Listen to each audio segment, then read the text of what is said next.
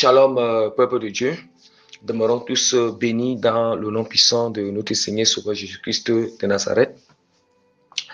Alléluia, que toute la gloire revienne à notre Seigneur et Sauveur Jésus-Christ de Nazareth pour cette grâce excellente vraiment qu'il nous accorde ou bien qu'il m'accorde vraiment de venir libérer encore ce nouveau message d'enseignement pour que les âmes soient édifiées, transformées, changées, restaurées, encouragées et fortifiées dans le nom puissant de Jésus-Christ de Nazareth. J'implore le Seigneur dans sa grande bonté et sa miséricorde de nous remplir et nous perfectionner davantage dans son amour. L'amour, la compassion, la bonté, la miséricorde, la simplicité, l'humilité, la foi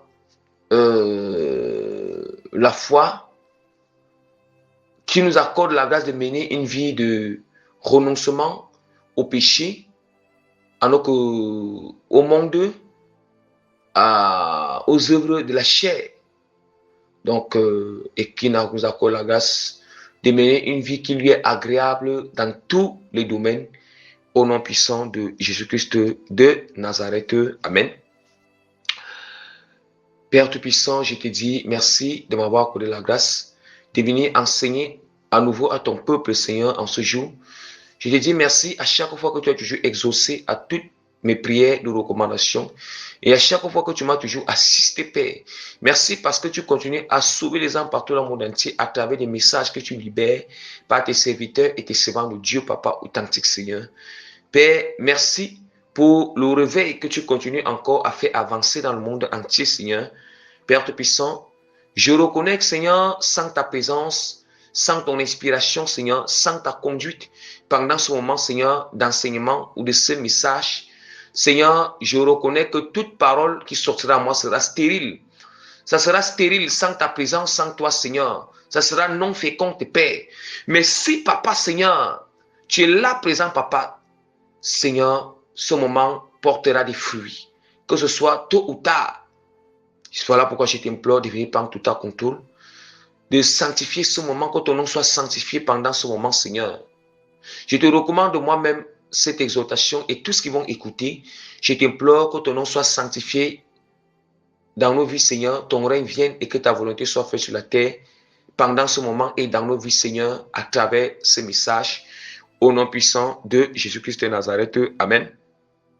Peuple de Dieu, vraiment, je vous en supplie de tout mon cœur, avec beaucoup d'humilité, de compassion, de respect et de supplication, d'être vraiment patient vraiment à l'écoute ou à la lecture de ce message du début jusqu'à la fin, sans tenir compte vraiment du contenant, de la forme, de la longueur, de la taille et de la durée vraiment, mais de beaucoup plus se fixer les yeux, se concentrer sur le message, le contenu vraiment de notre message qui est très riche et très édifiant par la grâce de notre Seigneur Jésus-Christ de Nazareth. Donc, je vous en supplie d'avoir l'esprit ouvert, la compréhension ouverte. Si vous ne comprenez pas en toute humilité, consultez le Seigneur, demandez à Dieu.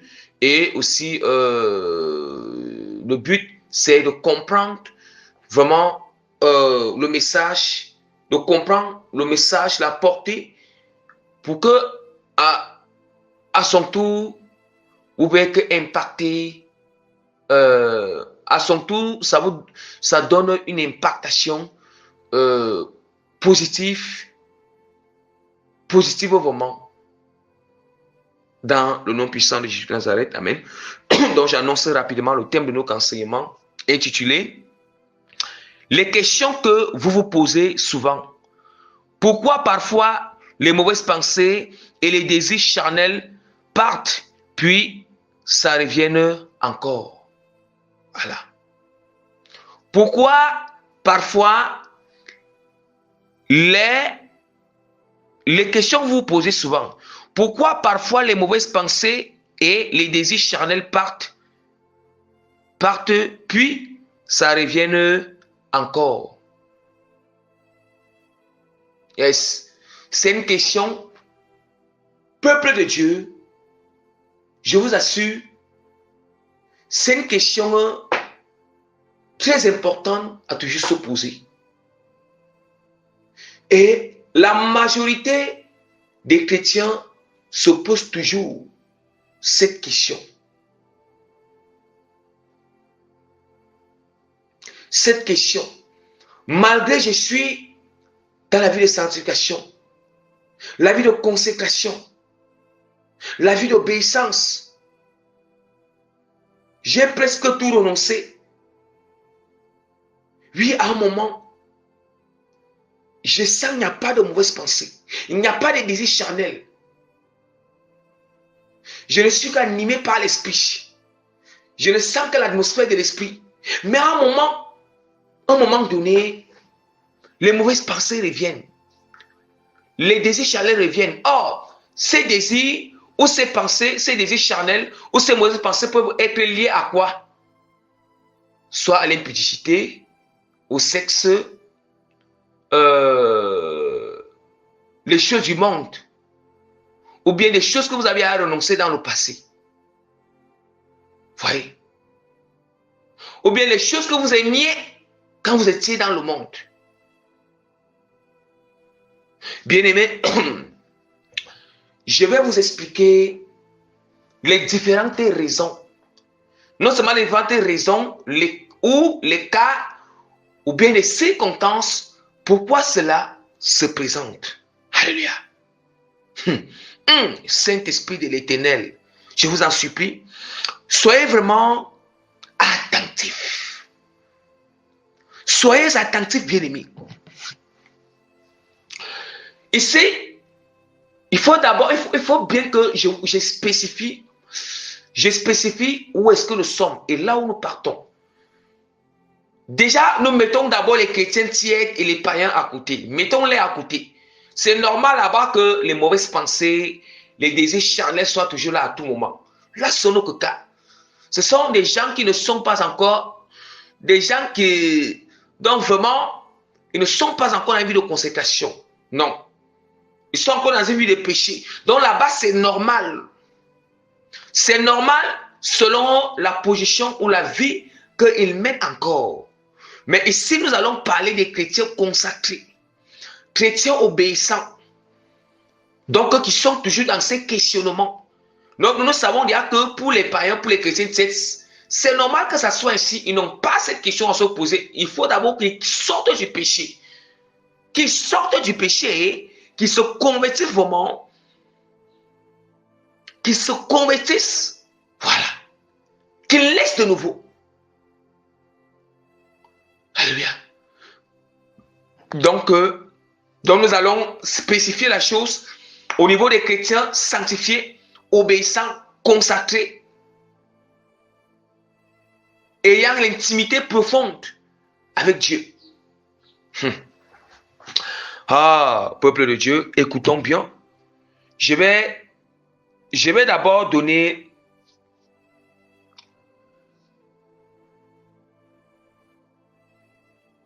la première raison principale. Je répète bien, nous sommes dans le cadre des chrétiens consacrés qui vivent la parole, qui vivent la parole, qui pratiquent la parole, qui a une vie d'intimité avec Dieu, une discipline, qui renonce à la vie, qui se répand, qui ne joue pas avec le péché. La raison principale, je vais vous donner plusieurs raisons. Maintenant, dans toutes ces raisons, chacun va se discerner pourquoi est-ce que ceci est là. Il faut savoir discerner, si je te coupe il faut savoir discerner dans quel cas quand ce désir charnel ou cette pensée impure est venue.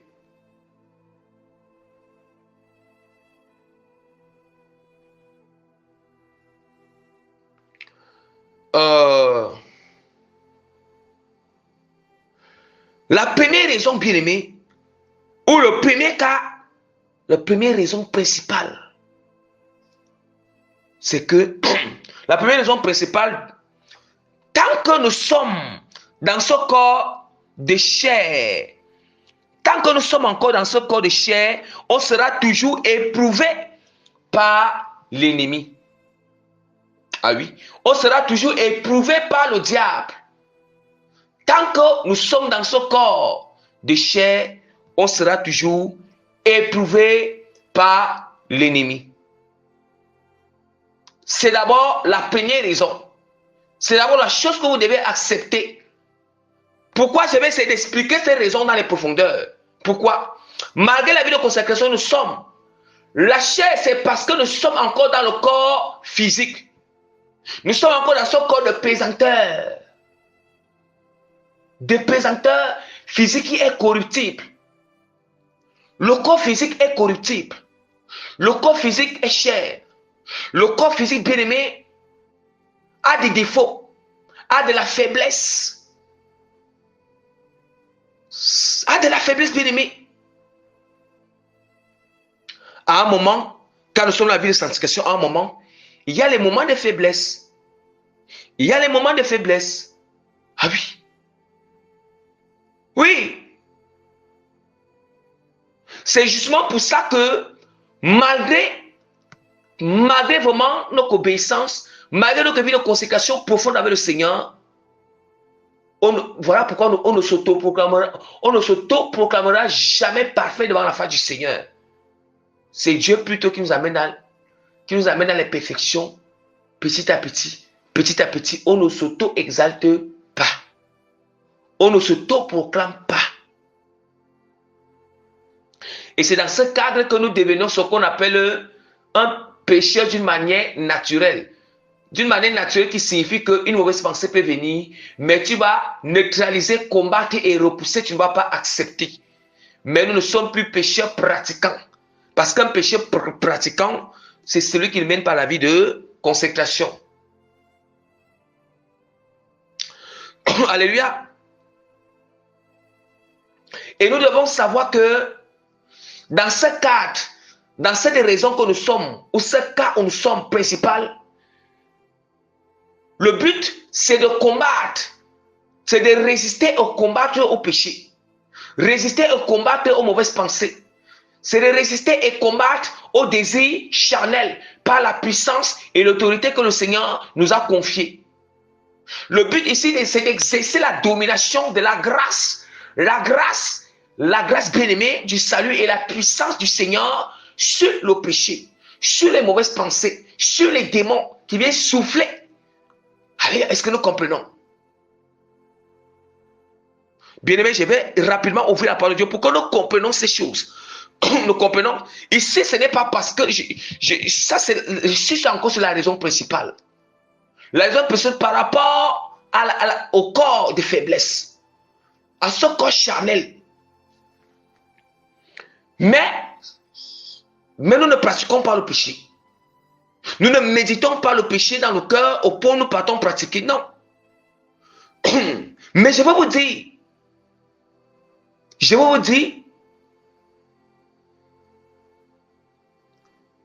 je vais rapidement ouvrir la parole du Seigneur dans Romains chapitre 8, verset 13. Si vous vivez selon la chair, vous mourrez. Mais si par l'esprit, vous faites mourir les actions du corps, vous vivrez. Écoutons très bien. Nous voyons bien qu'il y a ce qu'on appelle, bien-aimé, il y a ce qu'on appelle une dualité bien-aimée. Une dualité entre l'esprit et la chair. Et dans cette dualité, il y a l'opposition ou l'antagonisme. Or, nous savons que lorsque deux forces contraires sont opposées, il faut qu'une force doit dominer sur l'autre. Une force soit dominée sur l'autre. C'est très important. Soit c'est la chair qui va dominer, soit c'est l'esprit qui va dominer. Or, on a encore de nous dire que face à ces moments de faiblesse de la chair, face à ces moments, on nous fait comprendre que on doit s'appuyer sur la grâce de Dieu, puisque si nous sommes nés de nouveau, on a reçu le Saint-Esprit. Si nous sommes nés de nouveau, on a reçu l'équipement. L'équipement, le dépôt nécessaire pour combattre, pour résister au péché. Alléluia.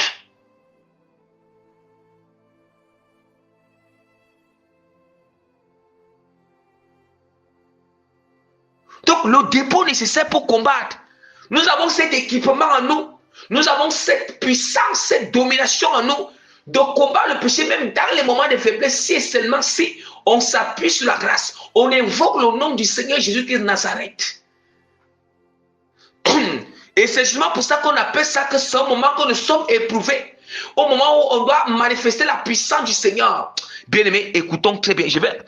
Non seulement, lorsque on agit, on manifeste cette puissance, nous s'appuie sur la grâce, on agit selon l'esprit qui est la grâce, nous allons voir que ça va crucifier cette faiblesse. Ça va crucifier la chair. Ça va dominer la chair. On continue davantage. La parole de Dieu nous dit encore dans 1 Corinthiens chapitre 9 verset 27, mais je traite durement mon corps et je le tiens assujetti de peur d'être moi-même rejeté après avoir péché aux autres. Bien, mais est-ce que vous connaissez le degré de la vie de sanctification que l'apôtre Paul menait, le degré de consécration qu'il avait avec le Seigneur, au point même où il ne s'était même pas marié. Au point où il ne s'était pas marié, bien aimé. Vous pensez que les apôtres, qu'il n'y avait pas un moment où eux tous, ils avaient un moment de faiblesse. Ils avaient un moment de faiblesse. Ne pensez pas que c'était des gens parfaits. Ce n'étaient pas des gens parfaits. Quand il dit que ce n'étaient pas des gens parfaits, c'est dans le sens que des gens parfaits, ce n'est pas qu'ils pratiquaient le péché.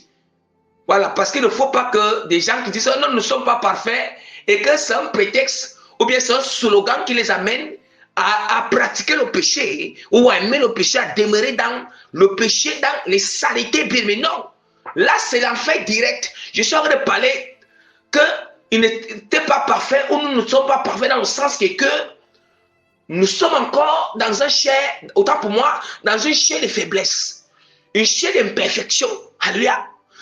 Une chair d'imperfection.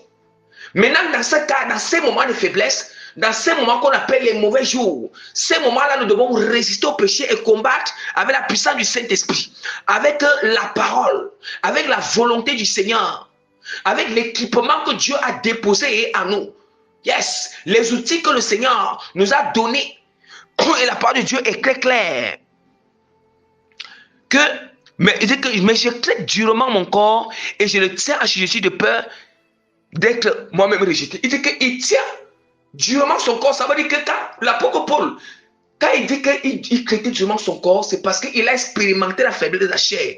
Il savait que dans le moment de faiblesse de la chair, s'il ne traite pas durement son corps, si vraiment il ne se met pas dans les dispositions spirituelles, les dispositions où, puisque là, une mauvaise pensée veut passer, il faut que la pensée, là, la parole, s'installe et s'impose.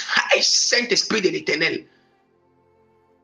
Il faut que, non seulement c'est un désir charnel, il faut que l'un désir Adam lié à la parole, lié bien à la connexion avec le Seigneur. Un désir d'amour pour Dieu, ça doit s'imposer. Pour faire dissimuler, bien aimé, ou neutraliser, ou prendre contrôle sur le désir charnel. Bien aimé, allons-y. Matthieu, nous sommes toujours sur notre première raison principale. Matthieu chapitre 26, verset 41. Veillez et priez afin que vous ne tombiez pas dans la tentation. L'esprit est bien disposé, mais la chair est faible. Écoutons très bien ce que Jésus dit. Veillez. Excusez-moi. Veillez. Jésus dit que veillez et priez afin que vous ne tombiez pas dans la tentation. Car la chair est faible, mais l'esprit est disposé. Ce qui signifie que l'esprit est plein de volonté. L'esprit a une bonne volonté. L'esprit est rempli de beaucoup de volonté. L'esprit a une bonne volonté, mais la chair est faible. Écoutons bien. Vous comprenez déjà comprenez d'où sort vos questionnements, d'où sort ce que vous expérimentez souvent. Priez et veillez. Donc, nous comprenons déjà que, même si nous sommes dans la vie de consécration, on comprend déjà que, peuple de Dieu, que la chair, c'est cette chair, la chair faible. À un moment, la chair sera souvent tentée. À un moment, la chair va souvent beaucoup raisonner. À un moment, l'ennemi va utiliser ce moment de faiblesse pour nous tenter, pour essayer d'injecter une mauvaise pensée en nous.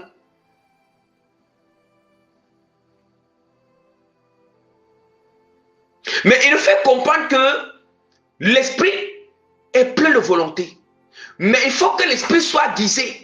Il faut que notre esprit soit guidé par la puissance du Saint-Esprit. Notre esprit soit connecté au Saint-Esprit. Notre esprit soit en connexion avec l'Esprit de Dieu. En connexion avec la parole. En connexion avec la vérité. En connexion avec l'équipement que Dieu il met en nous. Parce que notre esprit seul ne peut pas s'en sortir. Il faut quelque chose qui va mettre un pouvoir sur notre esprit. Parce que l'esprit est plein de volonté. Je veux faire ce que je veux faire, je n'arrive pas à faire. Ce que je veux faire, je n'arrive pas à faire, bien-aimé. Or, quand tu veux faire, c'est quoi? C'est l'esprit qui veut faire la chose. C'est l'esprit qui a envie de faire la chose. Mais tu n'arrives pas, mais tu ne parviens pas à faire. Parce que là, c'est la chair c'est la chair qui est en train de dominer. Mais alors, pour que notre esprit puisse faire ce qu'il veut faire, qui est selon votre du Seigneur, il faut, bien aimer, une puissance surnaturelle. Le Saint-Esprit, la grâce.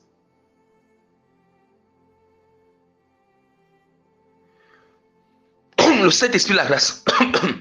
Je crois que ce passage biblique, si je n'oublie pas, je pourrais encore utiliser ça dans une autre raison. Luc chapitre 4, verset 1 à 13. Jésus, rempli du Saint-Esprit, revint du Jourdain et il fut conduit par l'Esprit dans le désert, où il fut tenté par le diable pendant 40 jours. Il ne mangea rien durant ces jours-là. Et après qu'il fut écoulé, il eut faim. Le diable lui dit, si tu es fils de Dieu, ordonne à cette pierre qu'elle devienne du pain. Jésus lui répondit, il est écrit, l'homme ne vivra pas de pain seulement. Le diable, l'ayant élevé, lui montra en un instant tous les royaumes de la terre. Lui montra en un instant tous les royaumes de la terre et lui dit, je te donnerai toutes ces puissances et je te donnerai toute cette puissance et la gloire de ces royaumes, car elle m'a été donnée et je la donne à qui je veux. Je la donne à qui je veux. Si donc, je la donne à qui je veux. Si donc tu te prosternes devant moi, elle sera tout à toi. Jésus lui répondit, il est écrit, tu adoreras le Seigneur ton Dieu et tu serviras lui seul. Le diable le conduisit encore à Jérusalem, le plaça sur le haut du temple et lui dit, si tu es fils de Dieu, jette-toi d'ici en bas, car il est écrit, il ordonnera des ordres à ses anges à ton sujet afin qu'ils te gardent et ils te porteront sur les mains, de peur que ton pied ne heurte contre une pierre. Jésus lui répondit, il est dit, tu ne tenteras point le Seigneur ton Dieu. Après l'avoir tenté de toutes ces manières, le diable s'éloigna de lui jusqu'au moment favorable. Bien aimé, regardons très bien. Le diable avait tenté Jésus-Christ dans les moments de faiblesse du Seigneur. C'est dans les moments de faiblesse de Jésus-Christ que le diable l'a tenté. On dit que c'est lorsque Jésus-Christ avait faim. Or, avoir faim, c'est un moment de faiblesse. Vous voyez? C'est un moment de faiblesse.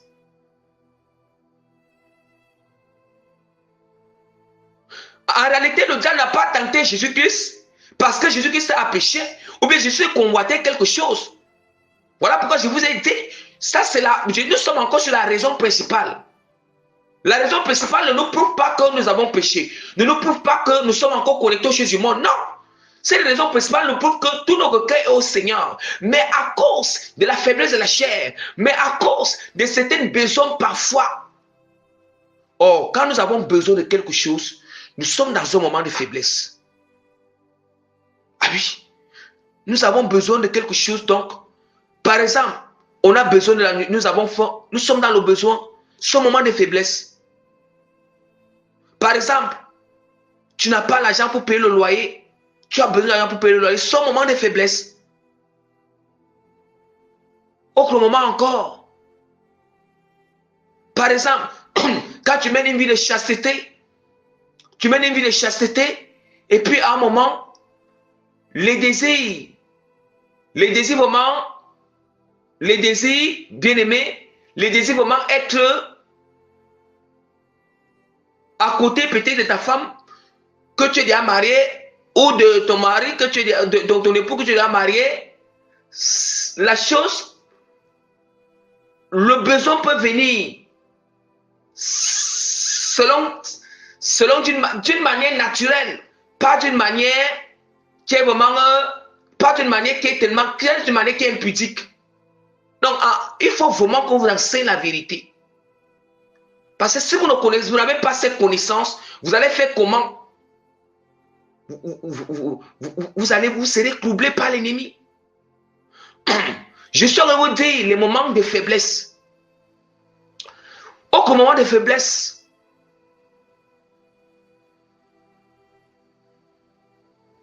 Ça veut dire que dans ces moments de faiblesse, qu'est-ce qu'il faut? C'est là où l'ennemi trouve l'occasion favorable. Non pas parce qu'on a péché, non pas parce qu'on convoite quelque chose. Ou bien parce que nous sommes encore attachés au monde ou attachés au péché, jamais. Non. C'est juste à cause de la nature de notre corps physique, de ce corps terrestre, de ce corps corruptible, ce corps de défauts, d'erreurs, d'imperfections, bien-aimés. Mais le Seigneur nous dit que dans ces moments, qu'est-ce qu'on doit faire? On doit maintenant déployer l'équipement qu'il a mis en nous. On doit déployer la connaissance. On doit contrer. Nous devons, parce que lorsque on se retrouve dans ce moment, c'est là où le diable trouve une occasion favorable pour nous tenter. La preuve en est que la parole nous dit qu'après l'avoir tenté de toutes ces manières, le diable s'éloigna de lui jusqu'à un moment favorable. Mais est-ce que le diable tentait Jésus-Christ parce que Jésus-Christ a péché? Ou bien parce qu'il avait des dons? Ce n'est parce que Jésus-Christ... Mais comment il peut venir tenter Jésus-Christ avec les choses du monde? Oh, Jésus-Christ n'avait pas les désirs des choses du monde. Il n'avait pas le plaisir des choses du monde. Jésus-Christ est bien-aimé. Il n'est pas venu pour chercher sa gloire. Tout ce qu'il désirait dans son cœur, tout ce qui brûlait dans son cœur, c'était de faire sa mission et de faire la volonté du Père. Lui-même, il dit comme ça dans plusieurs endroits dans la parole de Dieu. Donc c'est pour comprendre que malgré que Jésus-Christ était dans une haute dimension de consécration, une haute dimension de sainteté, ce n'est pas parce qu'il a ouvert une porte, ce n'est pas parce qu'il a désiré quelque chose qui est impur, qui est charnel, qu'il a été tenté, non. Mais c'est parce qu'il se retrouvait dans un moment de faiblesse. Ce moment de faiblesse pour nous montrer comment nous allons faire. Et dans ce moment de faiblesse, il avait la puissance, il a combattu même l'apôtre Paul. Il s'est trouvé dans ce moment de faiblesse. Voilà pourquoi il dit qu'il traitait durement son corps. Et c'était les moments de faiblesse. Et comment est-ce qu'il traitait durement son corps? Comment est-ce que Jésus-Christ, comment l'apôtre peut traiter son corps durement? Comment est-ce qu'on doit faire pendant ces moments-là? Comment est-ce qu'on doit faire? Quand est-ce qu'on n'a pas dit quelque chose? Mais là, les mauvaises pensées, les mauvaises sont revenues. Qu'est-ce qui doit se passer? Et on doit savoir que là, c'est son moment de tentation. Non seulement nous sommes éprouvés par le diable, mais aussi le Seigneur se sait comment est-ce que nous allons faire. Et qu'est-ce qu'il faut? Il faut combattre le péché. Il faut rejeter le péché. Il faut résister au péché. Il faut dominer sur ses désirs et sur ses pensées impures. En utilisant quoi? L'équipement, les outils que Dieu a revêtus en toi. La parole, la connaissance de la parole de Dieu, les passages bibliques, la prière, le jeûne, la méditation. Alléluia. La fermeté dans l'obéissance, l'amour, un amour sincère, un amour profond à l'égard de Dieu. Parce que cet amour nous amène à faire que je ne veux pas accepter, je ne peux pas être infidèle au Seigneur. L'amour là sera au-dessus de la chose. Cet amour sera au-dessus de cette faiblesse. Est-ce que nous comprenons? Nous comprenons? On dit que le diable n'a pas de jeu très clair. Vous vous posez des questions. On nous dit que non seulement après avoir tenté, on nous dit encore qu'après l'avoir tenté de toutes ces manières, le diable s'éloignait jusqu'à un moment favorable. Un moment favorable, ça veut dire que voilà pourquoi vous constatez qu'à un moment, les désirs charnels et les pensées impures, ça vient et puis ça part. Vous restez un long moment toujours à la consécration, il n'y a pas ces pensées, il n'y a pas ces désirs. Mais à un moment donné, c'est comme si ça vient un peu en force. Non pas parce que tu sais, non pas parce que c'est toi qui as, non pas parce que tu as convoité, tu n'as rien convoité. Je suis dans le cadre où vraiment nous sommes dans l'aliment, bien dans la sanctification.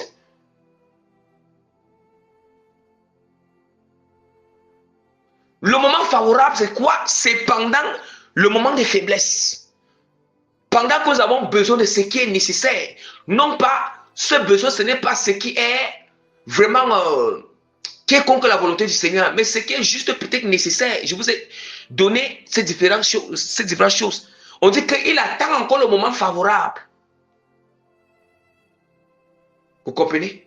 Et c'est en ce moment favorable-là que vous allez constater que quand ces choses-là viennent en vous, ces mauvaises pensées viennent en vous, ou ces désirs viennent en vous, c'est parce que vous allez constater que vous allez sentir que vous êtes dans un moment de faiblesse.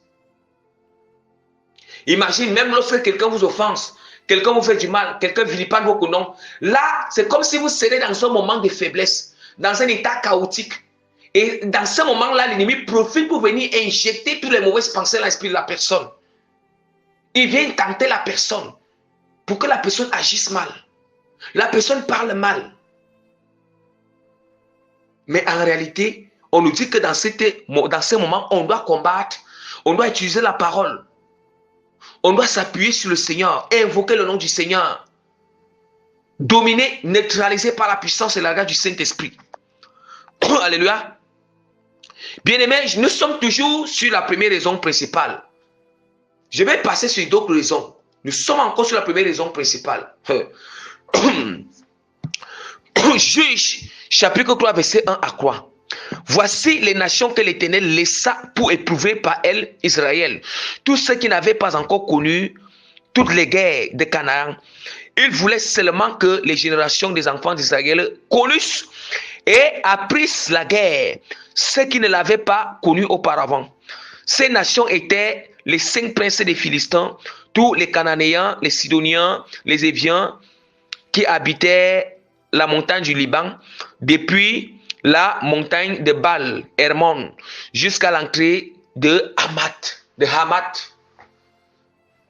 Bien-aimés.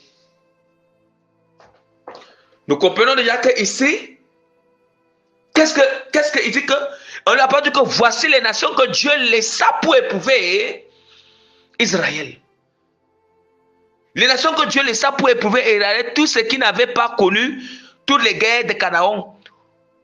Il voulait seulement que les générations des enfants d'Israël connaissent et apprissent la guerre. Et apprissent la guerre, ceux qui ne l'avaient pas connue auparavant. Là, je vais ramener la révélation de ce passage biblique à l'aide de la grâce. Parce que nous sommes dans la pureté. Nous sommes. La grâce est purement spirituelle. Saint-Esprit de l'Éternel. Saint-Esprit de l'Éternel. Peuple de Dieu. Ça veut dire, lorsque nous commençons, à un moment, Dieu il protège nos pensées. Vous voyez, à un moment, quand nous sommes dans l'obéissance, le Seigneur protège nos pensées. Il protège notre esprit, il protège notre cœur, il protège notre âme contre toute mauvaise pensée, contre toute flèche maléfique de l'ennemi qui donne les mauvaises pensées ou les envoûtements de l'ennemi qui ont de mauvaises pensées et les mauvais désirs. Contre toute tentation. Mais alors, Dieu aussi va nous apprendre à faire le combat spirituel dans l'esprit. Dieu veut aussi voir notre bonne volonté, comment on repousse le péché, comment on combat le péché. comment on rejette les mauvaises pensées.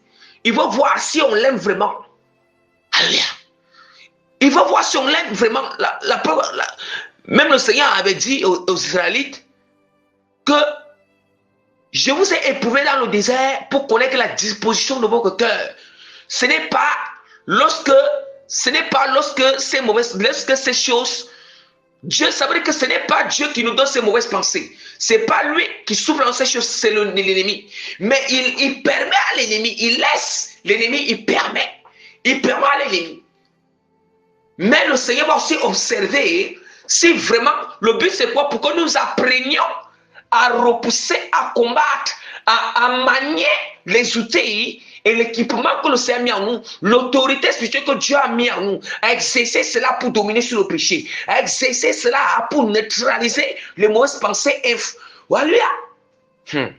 Ah, peuple de Dieu, comprenons la portée de la parole. Nous comprenons. Alléluia.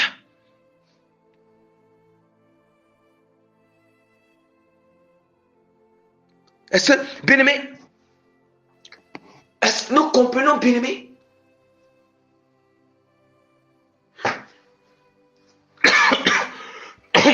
Je vais encore ouvrir rapidement la parole de Dieu. Je vais ouvrir rapidement, je m'excuse, la parole de Dieu. Nous sommes toujours sur notre première raison principale. Voilà pourquoi j'ai dit que c'est l'enseignement. Puisque l'enseignement dure tellement. Hébreux chapitre 12, verset 4.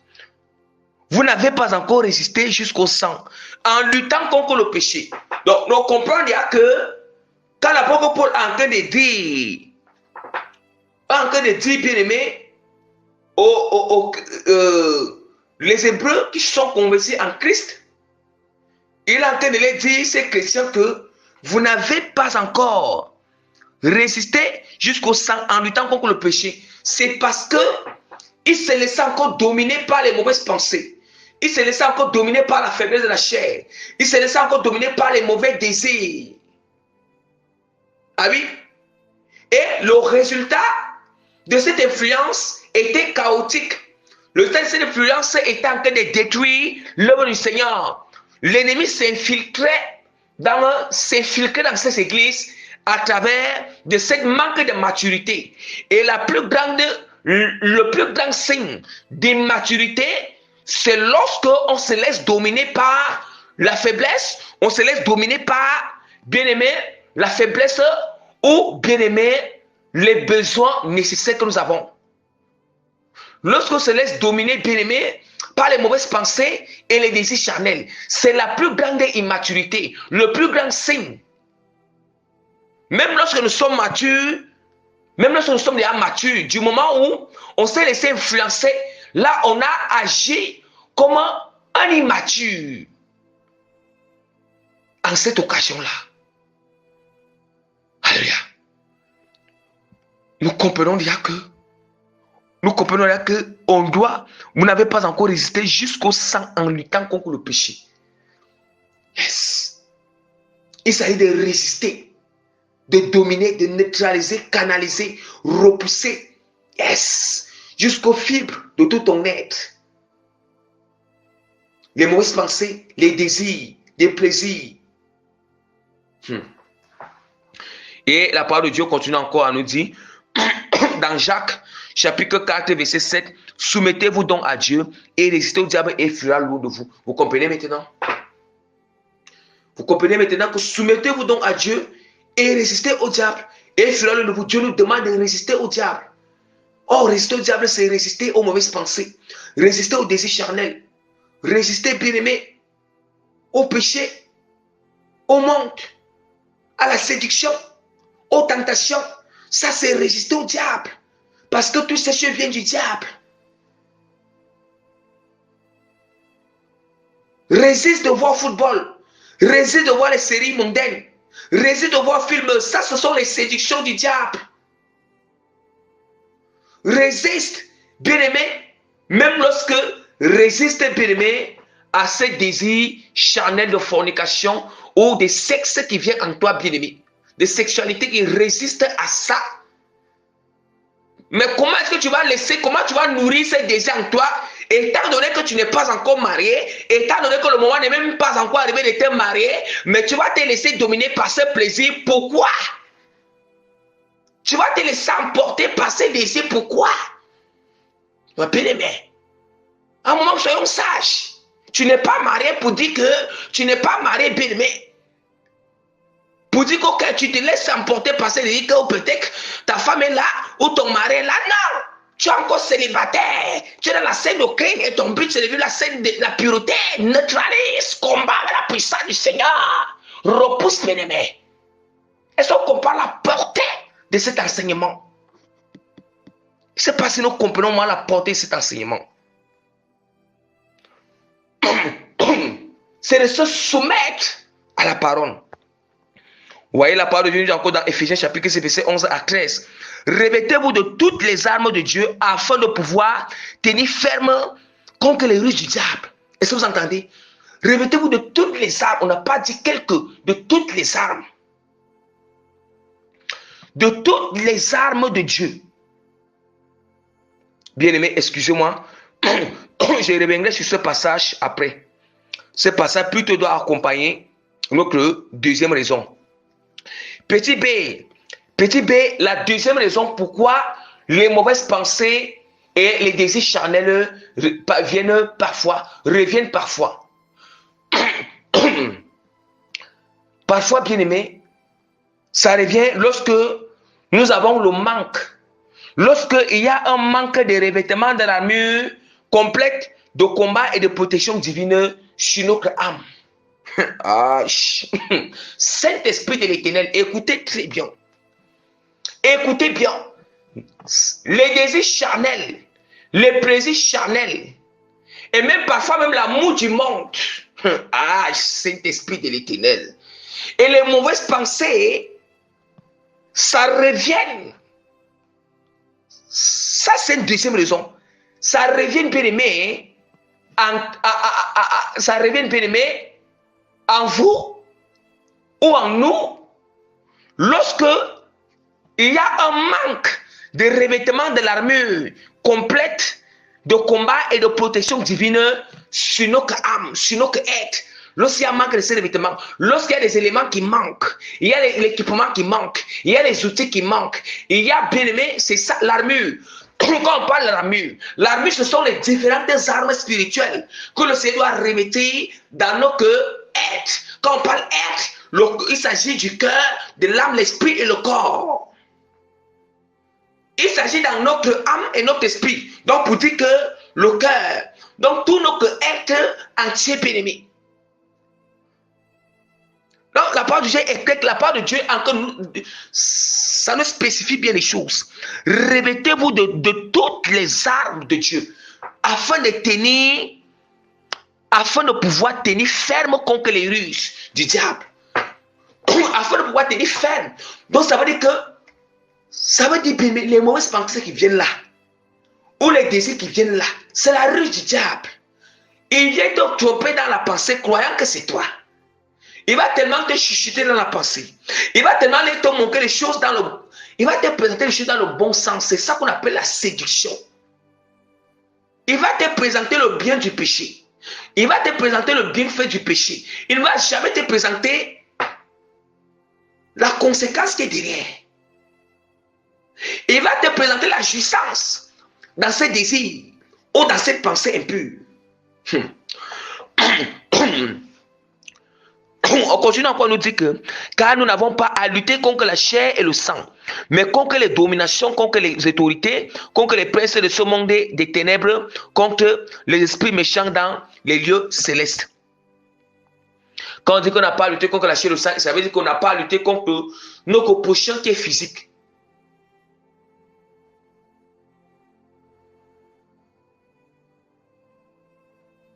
Comme notre opposition qui est physique, il n'a pas en train de parler de notre propre chair et de notre propre sang, non.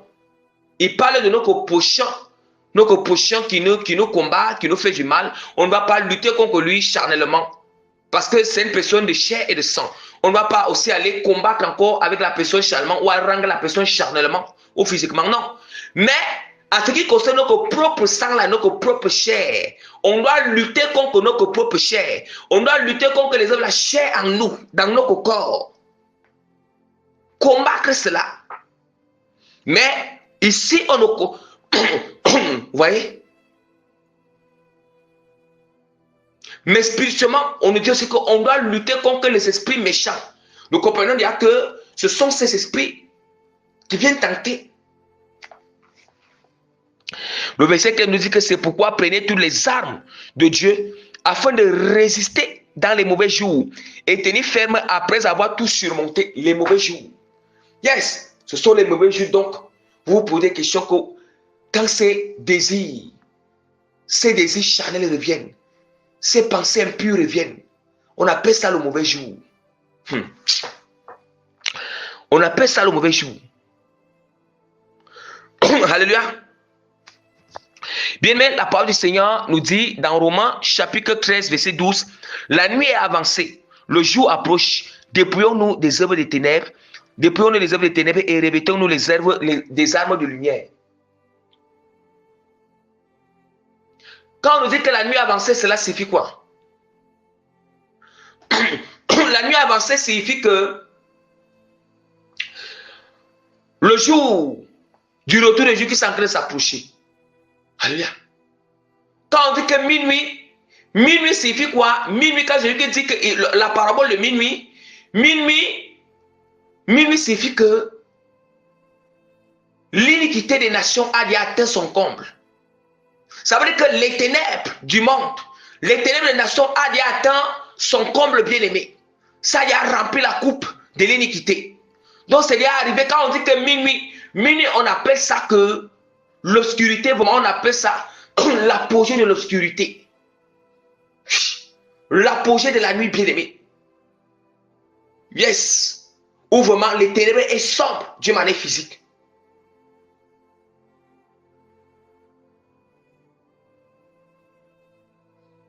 Or, au fur et à mesure que la nuit avançait bien aimé, c'est de la nuit avance pour arriver à minuit. Minuit où l'iniquité, ça veut dire la nuit avance, l'iniquité ne fait qu'augmenter. Les ténèbres augmentent. Les ténèbres avancent. Et au fur et à mesure que les ténèbres augmentent, le retour de Jésus qui s'approche, et aussi, le retour de Jésus qui s'approche, ou le jour de notre mort, on peut mourir. Maintenant, on nous dit que dépouillez-vous, dépouillons-nous des œuvres des ténèbres et revêtons-nous des armes de lumière. Nous comprenons pourquoi. Et revêtons-nous les armes de lumière. Nous comprenons déjà que on doit se revêtir des armes de lumière pour vraiment, je vous ai dit, le manque de revêtement des armes spirituelles ou des armes de lumière qui nous permet de combattre, qui nous protège et qui nous permet de combattre, bien aimé, les mauvaises pensées et les mauvais désirs. Cela peut aussi être dû lorsque les mauvaises pensées viennent en nous. Surtout si ça commence à venir constamment. Vous voyez, le cas où ça commence à venir, je vais vous dire, quand c'est le manque des armes spirituelles qui manque en nous, quand c'est ça qui manque, quand ça vient constamment, Or, quand nous sommes bien dans la vie de consécration, où tous les armes sont en place, ces armes sont en place, les mauvaises pensées, les mauvais désirs ne peuvent pas vite venir comme ça. Non, ça ne vient pas vite comme ça. Ça prend le temps pour venir. Ça attend juste seulement le moment favorable lorsque tu es dans le moment de faiblesse. Peut-être dans un besoin de quelque chose. Oui. Mais ici, dans ce cas, quand il y a le manque, la raison dans ce cas, dans le manque de l'armure, le manque des revêtements de l'armure ou de l'armure des armes spirituelles, des armes de lumière en nous bien-aimés, quand nous n'avons pas ça en nous, cela est dû aussi à cela. Et pour connaître que c'est le manque de l'armure, c'est lorsque ces pensées viennent de temps en temps. Ça veut dire que ça vient de temps en temps.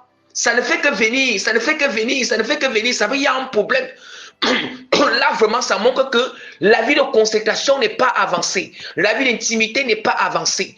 La vie d'obéissance n'est pas avancée. Ça montre que la personne Il y a encore des choses encore que la personne doit renoncer. Ça montre que la personne, il faut encore qu'il renforce l'obéissance, il renforce sa crainte, il renforce bien son armure, il renforce la connexion avec le Seigneur, il renforce sa vie d'intimité avec Dieu. Il faut que cette personne continue encore à se sanctifier davantage. Il faut que cette personne continue encore tous les éléments qui n'obéissent pas, qui négligent. Il faut qu'elle commence à obéir, à accepter cela dans son cœur. Parce qu'au fur et à mesure qu'il y a un peu de brèche, c'est normal que l'ennemi vienne souffler les mauvaises pensées, les mauvais désirs, les mauvais désirs. Or, je vais citer ces différentes armes de lumière. On a tellement plein des armes de lumière. On n'a pas seulement les armes qui sont citées on n'a pas seulement les armes qui sont citées, bien aimés, dans Éphésiens, bien aimés, chapitre 6. Il y en a d'autres armes. Or, on nous parle de quelques armes de la HCP, Éphésiens chapitre 6, mais on nous parle encore les autres armes, bien aimées, dans Romains chapitre 15, verset 12, qui nous dit que revêtez-vous des armes de lumière. Or, quelles sont ces différentes armes de lumière? C'est par ces armes de lumière que vous allez souvent, vous allez commencer à examiner quelle est cette arme qui manque en vous. Je vais commencer à les citer. La vie de prière. La vie de prière quotidienne. Faites en esprit en vérité, selon la volonté du Seigneur. C'est une arme spirituelle. Une vie de méditation, l'arme spirituelle. L'obéissance, l'arme, c'est une arme. C'est une arme spirituelle. C'est une arme spirituelle ou une arme de lumière. Une arme de protection. Une arme bien-aimée qui combat le péché et les mauvaises pensées. Je continue à citer les armes. La vie de jeûne. La vie de sanctification. La vie d'intimité avec le Seigneur. La vie de crainte pure, la vie de piété, la vie de vertu, la vie d'intégrité, la vie de sagesse. La vie d'intégrité, la sagesse du Seigneur, la vie de justice, de droiture, une vie de sincérité, une vie de transparence.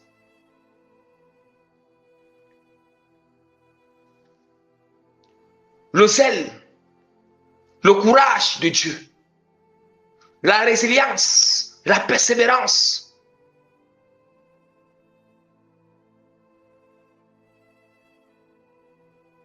Le dévouement, l'audace, la foi ferme et inébranlable. L'assurance en Jésus-Christ. L'espérance en Jésus-Christ. Quand on parle d'espérance, il s'agit sur le salut éternel et les promesses de Dieu. Une vie d'évangélisation. L'amour surnaturel à l'égard de Dieu, à l'égard de nos prochains. La douceur, la paix, la joie, la tempérance, la fidélité, la bienveillance, l'humilité, la simplicité. Alléluia.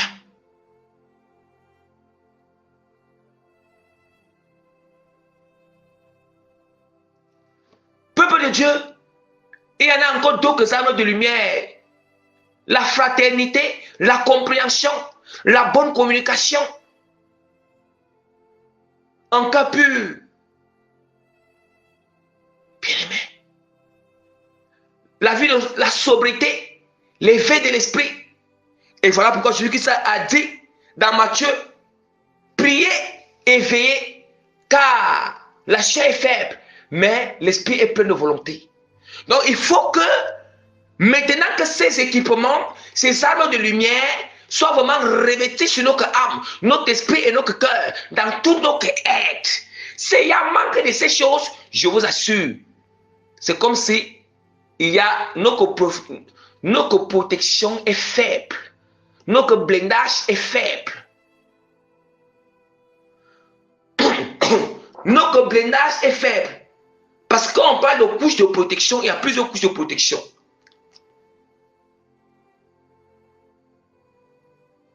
Donc, examinez-vous. Le manque, donc examinez-vous, bien-aimés. Examinez-vous déjà pour commencer à savoir. Donc, toutes les réponses vous sont données par la grâce du Seigneur sur ces questionnements. Alléluia. Maintenant, petit C, la troisième raison, c'est le manque de transformation, de brisement, manque de transformation, manque de brisement, manque de façonnement, manque de détachement aux choses du monde. Et manque de détachement aux choses du monde, au péché et au mauvais caractère. Vous voyez, ça, c'est le manque de la chose dans notre être. Dans le cœur, dans l'esprit, dans notre être. Ah oui. Lorsque il y a un manque de... Lorsqu'on ne renonce pas, lorsqu'on ne renonce pas, on n'abandonne pas, il est fort et probable que les mauvaises pensées, les mauvais désirs vont continuer encore. Parce que quand il y a le manque de cette chose, je vous assure, quelque part, le cœur sera encore attaché. Le cœur n'est pas encore détaché complètement. Donc, du coup, il y aura beaucoup d'influence. Beaucoup de mauvaises pensées seront là et beaucoup de désirs charnels vont vraiment déranger la personne. On va déranger la personne. D'où maintenant la parole de Dieu nous dit, dans Jacques, chapitre 1, verset 14 à 15, mais chacun est tenté quand il est attiré et amorcé par sa propre convoitise. Nous voyons dire que ici, ce n'est plus la tentation parce que tu as convoité. Nous voyons que Jésus qui a été tenté, ce n'est pas parce qu'il avait convoité. Je vous ai parlé ça sans une raison à part. Maintenant, ça, c'est une raison que parce que on convoite. Oh, on convoite parce quand il y a un manque de renoncement. On convoite quand nous ne sommes pas encore, on n'a pas encore détaché la chose qu'on a vue là. Notre cœur est attaché sur la chose. On ne peut pas convoiter si notre cœur n'est pas attaché. Si notre cœur n'est pas attaché, notre cœur n'est pas attaché. Si notre cœur n'a pas aimé la chose. Si on n'a pas renoncé à la chose. Et si on n'a pas encore reçu le brisement sur la chose. Vous voyez? Donc, mais chacun est tenté quand il est attiré et amorcé par sa propre convoitise. Puis la convoitise, lorsqu'elle a conçu, enfante le péché. Et le péché étant consommé produit la mort. 1 Jean chapitre 2, verset 15 à 17. N'aimez pas le monde, ni les choses qui sont dans le monde. Si quelqu'un aime le monde, l'amour du Père n'est pas en lui. Car tout ce qui est dans le monde, la convoitise de la chair, la convoitise des yeux, l'orgueil de la vie, ne viennent pas du Père, mais vient du monde. Et vous voyez, mais vient du monde. Et le monde passe et sa convoitise ainsi. Mais celui qui fait la volonté de Dieu demeure éternellement. Est-ce que nous comprenons maintenant? Que c'est parce que c'est le manque de détachement à ces choses du monde, à la convoitise du monde, convoitise des yeux, à l'orgueil, au péché, le manque de renoncement à ça et de brisement à ces choses, c'est ça qui fait encore que bien ces mauvaises pensées reviennent parfois de temps en temps. Quand on résiste d'abandonner certaines choses qui ne glorifient pas le Seigneur, oui, il est fort de propos que l'ennemi est la domination. L'ennemi vient influencer dans les pensées, dans les désirs, dans les plaisirs, les passions charnelles. Oui, les passions charnelles. Et Luc chapitre 14, verset 26 à 27 nous dit que si quelqu'un vient à moi et s'il ne hait pas son père, sa mère, sa femme, ses enfants, ses frères et ses sœurs, et même sa propre vie, ne peut pas être mon disciple. Et quiconque ne porte pas sa croix ne peut pas être mon disciple. Nous comprenons déjà. Or, si je ne porte la croix, c'est d'accepter le brisement. Accepter le brisement, mais aussi c'est d'accepter le brisement. Accepter le brisement et se soumettre au Seigneur. Porter la croix, c'est accepter d'être dépouillé moi-même. Je dois accepter que l'orgueil soit dépouillé en moi. Le moi soit dépouillé. Je sois crucifié pour se soumettre à la parole. À la volonté du Seigneur. Accomplir la mission que Dieu m'a confiée de faire. Voilà. Et c'est ça qui va faire que, c'est ça qui va aussi repousser les esprits loin de nous. Parce que quand nous sommes revêtus complètement de l'armure de protection, de blindage, accompagné de la vie de consécration et la transformation, le brisement déjà, je vous assure, c'est comme si toutes les flèches, toutes ces pensées, ça partait très loin.